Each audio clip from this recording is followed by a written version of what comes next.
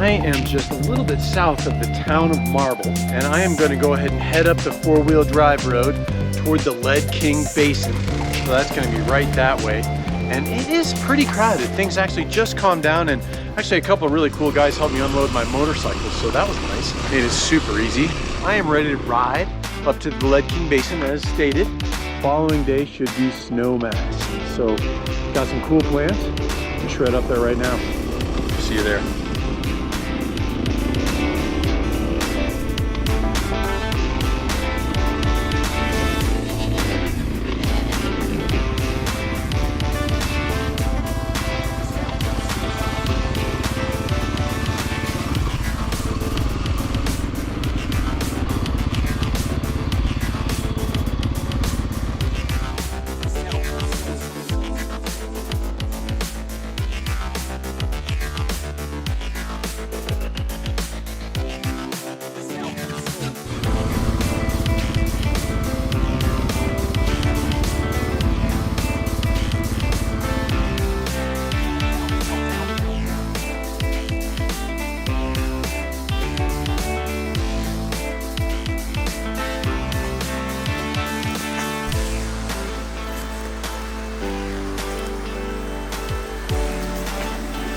This secluded little camp right by the water, so it should work out pretty awesome actually.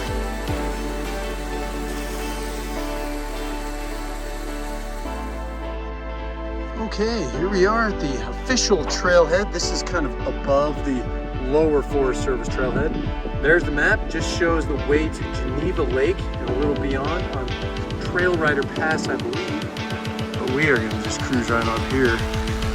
There's my first friend, a big moose. Trying to sneak up on him, but I'm lucky everything's okay. Don't want to miss that turn to the left.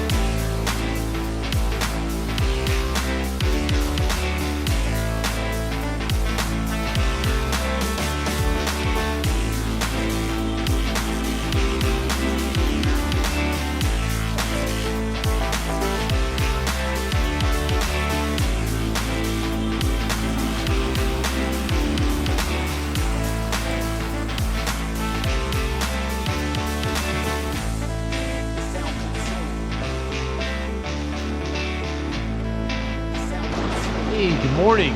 We are up here just past Gem Lake. At this point, we're actually below Gem Lake. I just came down this steep embankment and we are crossing a beautiful stream right now, as you can see. So we are well on our way to the S Ridge, which is right behind me there. Should be an incredible Class 3, Class 4 climb. We'll see. I've heard both stories. So it's going to be interesting and beautiful. Glad you could join me. Here we go.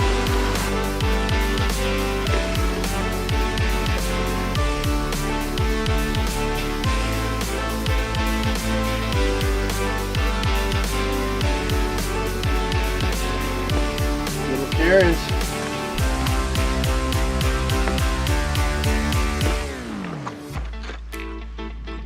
have just hit the 2 gullies now. Beautiful scene looking back there on Gem Lake. And then we've just got awesome sunrise stuff going on everywhere. But I really wanted to show you was the gullies. So I am at the lefterlymost gully right now. And I am gonna go just right in that little baby gully right there. And then it's gonna be a lot more solid, but still not crazy steep. And then to the right there is the right gully, and down below, Geneva Lake. We are making great time up this. I took a little more difficult path, but it was still probably class 4, but not very exposed, really solid. So I highly recommend this. Now I'm just pushing through a little more class 3. Yeah, really going well. Let's just pop up here.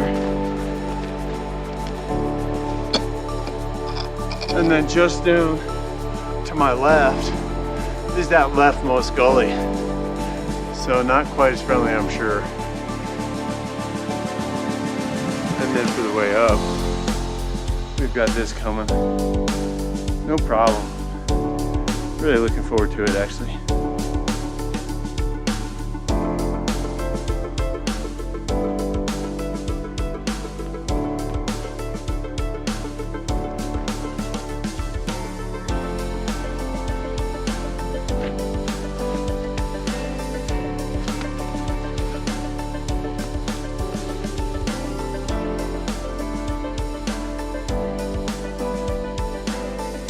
Really amazing already.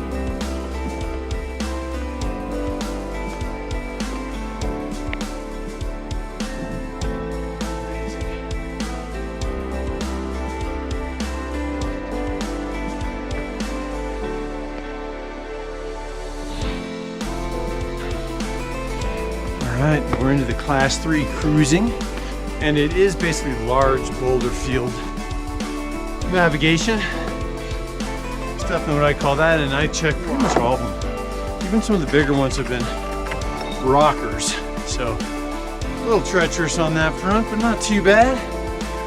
We'll check in as we get a little closer to the summit.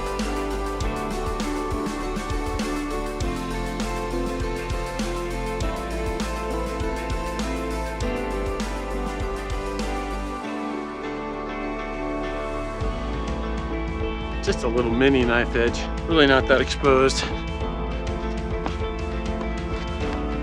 but still cool. Well, I think we just passed the middle of the S, right back there.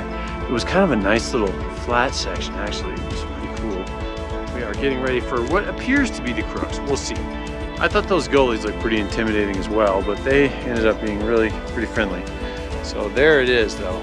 Oh, we will see what that holds.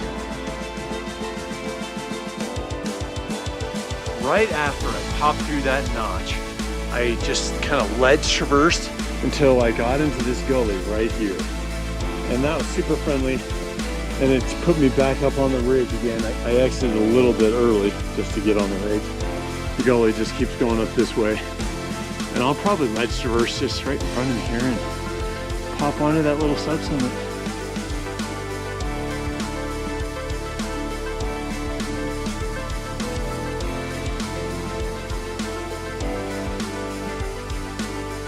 Alright, Carl Decker presents Snowmass Mountain. Super beautiful up here. And we are standing on this little tiny pinnacle, so I'll be extra careful because there is a little bit of exposure. Really cool place. Beautiful views in pretty much every direction. Fortunately, we got a little bit of smoke, but in a way that kind of does give it a mystical feel with the multiple horizons. So pretty neat indeed. So really not quite as hard as I expected. The beta I heard said it was going to really take a long time, but it only took like 4.5, 5 hours, so not too bad for me. Although moving on solid rock on a ridge is definitely my favorite. And then there's Capitol Peak, everybody's favorite. Mount Daly off to the right, all lit up as well. And then just more Elk Range beauty. And there's looking back down at the ridge we came up. If you look really closely, you can even see a climber there.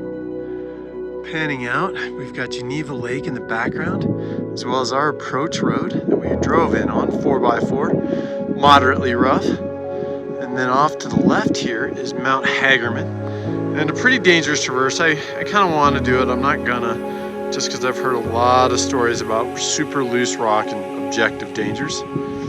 Further down to the left is Snowmass Lake. More beautiful elks all around. Alright, well my friends have caught up.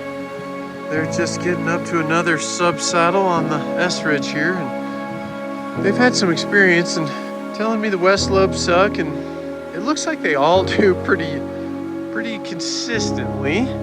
This is not the west slope descent, but it is trying to tempt me to go down there. Nice work. Beautiful scene.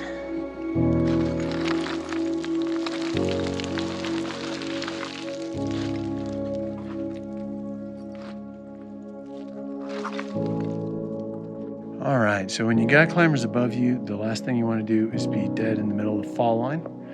That is not a good plan, but I am just not going to move because I don't want to get anybody hurt. Yeah, and they are really strong, but no helmets in a loose gully is probably not wise, myself included. They are moving fast, and I am moving faster. You can also see the friends I met near the summit. And there's the whole scene, so you could see separation is happening fast. If you've stuck with me this long, it's time for a pro tip. You deserve it. This is a really steep, loose gully right here that I'm in, but there are ways to kind of manage the situation. And one of the best ways is to roll down the hill sideways, not facing straight down, but actually facing more across the hill. So if you're facing across the hill, it's a lot easier to not fall down with 1 foot uphill and 1 foot downhill. Wow, that was a big one.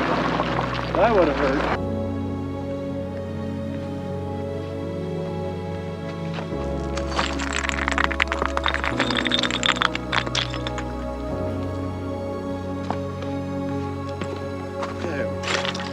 There's cairns and everything, so it is easier on your knees to descend facing off to one side, probably depending on what kind of knee problem you have.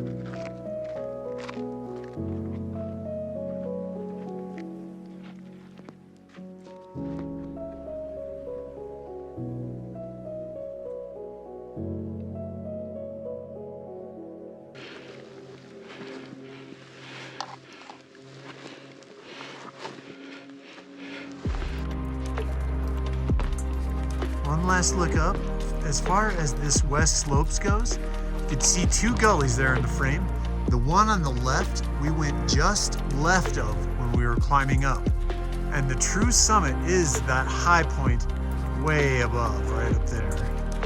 So give you an idea, in case you did want to go up this route, personally, I can't imagine going up and down.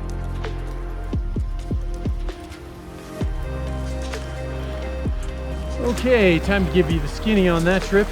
I am already back on the trail. It is just past that beautiful little waterfall where I watered up. And then you can see off to my left is the summit. Just incredible at that. So pretty obvious how to get up there, I think. Definitely check in with 14ers.com. Full on worthwhile trip. You will need a 4-wheel drive or be willing to hike along a rough road for 5 miles in order to access the 4-wheel drive trailhead. So there is that, but boy, it is a beautiful area, so highly recommended. And The S Ridge, which you can just see the profile of now, was great. A little bit loose, you know, we are in the Elk Mountains, but really fun. So I think anyone who likes climbing class 3 and 4 will really enjoy this. Class 3 you'll be a little bit nervous, but probably doable. The only real route finding was getting to the base and those two obvious gullies, and hopefully my beta is plenty good to show you that as far as hitting the S Ridge. And then other than that, it's those two obvious black gullies that I've already highlighted. If you're willing to slodge up the loose treadmill that is the Western Slope routes. So hopefully you enjoyed this adventure. Please like and subscribe. I know I had a good time. I am ready to get back to a mattress. So we'll catch you on the next one. Take care.